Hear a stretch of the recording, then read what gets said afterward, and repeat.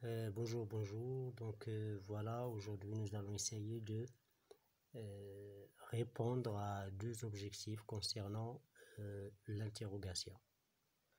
Le premier objectif, c'est de savoir comment formuler une interrogation. Ça veut dire comment formuler une phrase interrogative. Une phrase interrogative, bien sûr, elle contient une question. Et le deuxième objectif, c'est de de voir les types de cette interrogation. Voilà, donc c'est d'identifier les types de l'interrogation. Voilà, je peux commencer de cette façon. Au niveau de la forme, puis au niveau de la réponse attendue. Je m'explique. Au niveau de la forme, donc ça concerne, si vous voulez, celui qui pose la question, celui qui formule l'interrogation. Donc on peut l'appeler l'énonciateur. Donc l'énonciateur, c'est celui qui parle, celui qui énonce cette interrogation, cette phrase interrogative. Il peut être aussi il peut l'écrire au lieu de la dire, mais bon, voilà, donc c'est pareil pour notre explication. Qu'on dise la question ou qu'on l'écrive, donc c'est pareil. Voilà, donc au niveau de la réponse attendue, je m'explique, ça concerne celui qui est invité à répondre à la question posée par l'énonciateur. Donc on peut dire ici l'énonciateur. L'énonciateur, l'énonciateur, et ici c'est l'énonciateur. Donc ici c'est celui qui pose la question. Ici c'est celui qui est invité à répondre à cette question.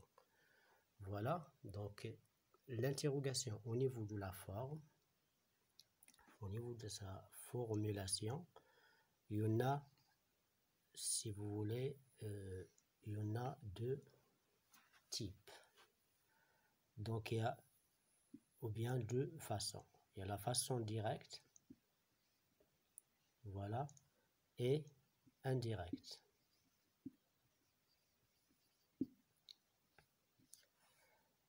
Donc la formulation directe ou bien l'énonciation directe de l'interrogation, donc comme vous le savez, peut se faire de différentes façons.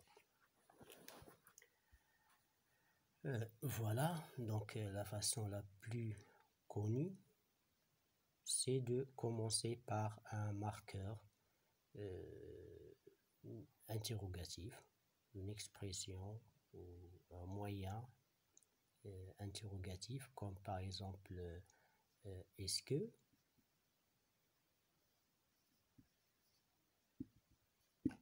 ou bien qu'est-ce que, ou bien comme vous voulez. Et une autre façon, c'est l'inversion du sujet. Voilà, l'inversion du sujet.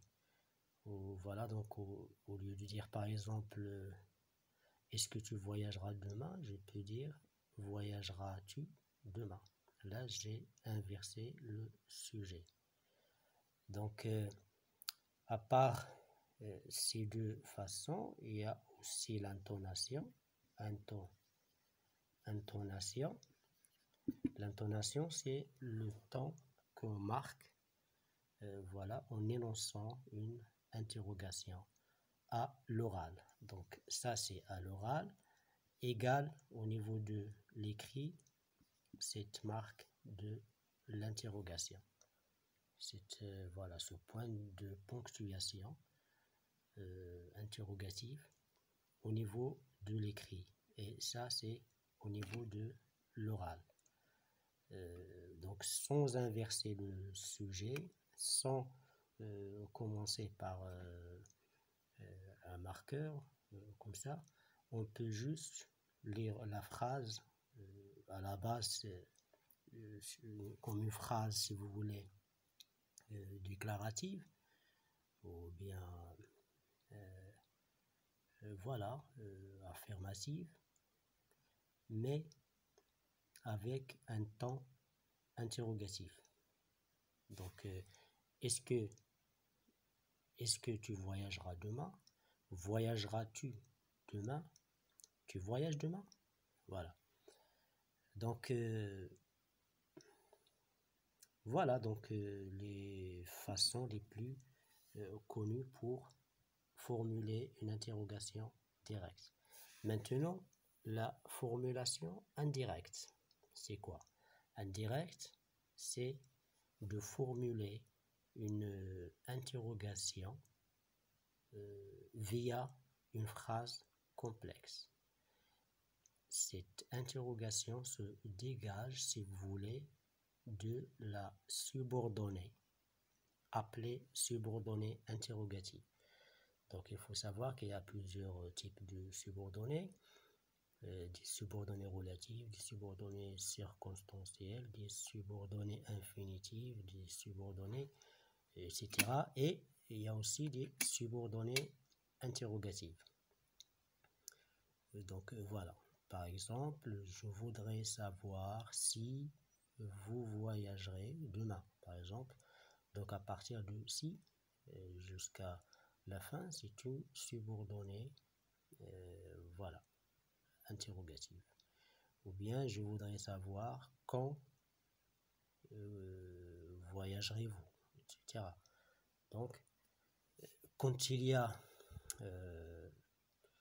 si vous voulez, un subordonnant interrogatif dans la proposition subordonnée, donc c'est une subordonnée interrogative. Et voilà. Et parfois, ça commence par un verbe depuis la principale, un verbe, si vous voulez, annonçant cette interrogation. Donc voilà, donc ici, donc c'est dans une phrase complexe et notamment dans la subordonnée appelée subordonnée interrogative. Voilà. Donc c'est ça. Donc au niveau de la forme, au niveau de la réponse attendue, donc celui qui énonce, qui pose la question, il attend une réponse. Donc celui qui est invité à répondre, donc il a le choix de répondre selon donc la question. Selon la question. Donc il est un peu, si vous voulez, cadré ou encadré par la question. Donc si la question porte sur la totalité de la phrase, donc sa réponse devra être soit oui, soit non. Voilà. Donc là, on l'appelle une interrogation, si vous voulez, totale. Et si la question n'est pas totale, donc il est partiel. Et quand est-ce qu'il est partiel? C'est quand, si vous voulez, celui qui est invité à répondre est invité à répondre sur une partie de la question. Ça veut dire sur un détail.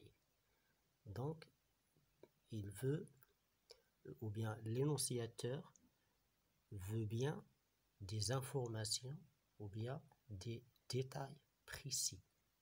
Voilà. Donc là, on l'appelle une interrogation partielle. Donc, je m'explique. Je dis par exemple ici, tu voyageras demain. Tu voyageras demain. Donc là, tu voyageras demain. La réponse attendue, donc il y a deux cas. Donc les réponses éventuelles, il y a deux cas. Soit oui, soit non. On peut dire qu'il y a entre oui et non une réponse, si vous voulez, neutre. Et la personne, si vous voulez, à qui on pose la question, voilà, peut bien répondre par exemple, je ne sais pas. Voilà.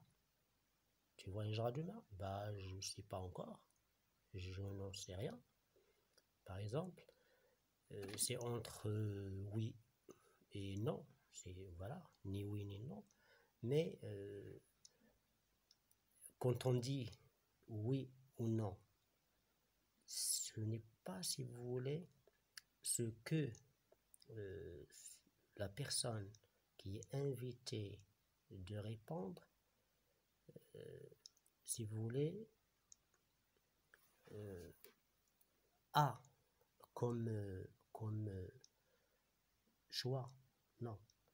Mais quand on dit oui ou non, c'est surtout ce que celui qui pose la question attend. Voilà. Donc celui qui pose la question attend surtout un oui ou un non selon sa question.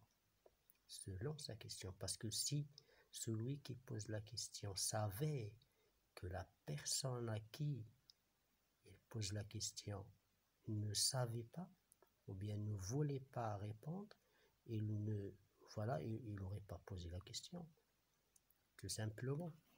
Mais puisqu'il pose la question, donc la personne invitée à répondre est invitée à choisir ou oui ou non. Voilà. Bah, j'espère que je me suis un peu expliqué donc dessus. Voilà. Donc tu voyageras demain, par exemple. Donc oui ou non. C'est ça ce qu'on appelle total.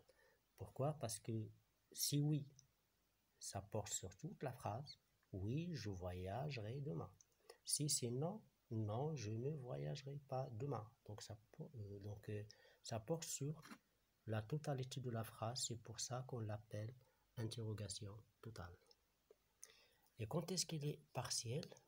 Je viens de dire quand il porte sur une partie de la phrase. Donc on garde la même phrase si vous voulez.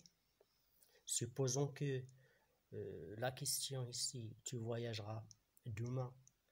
La question, par exemple, a comme réponse oui. Donc on pourra demander un détail après cette réponse. Tu voyageras demain? Oui. À quelle heure exactement? Voilà. Là, j'ai posé une autre question, un détail. À quelle heure? Ou bien, par exemple, pourquoi? Voilà. Tu voyageras demain? Oui. Et pourquoi?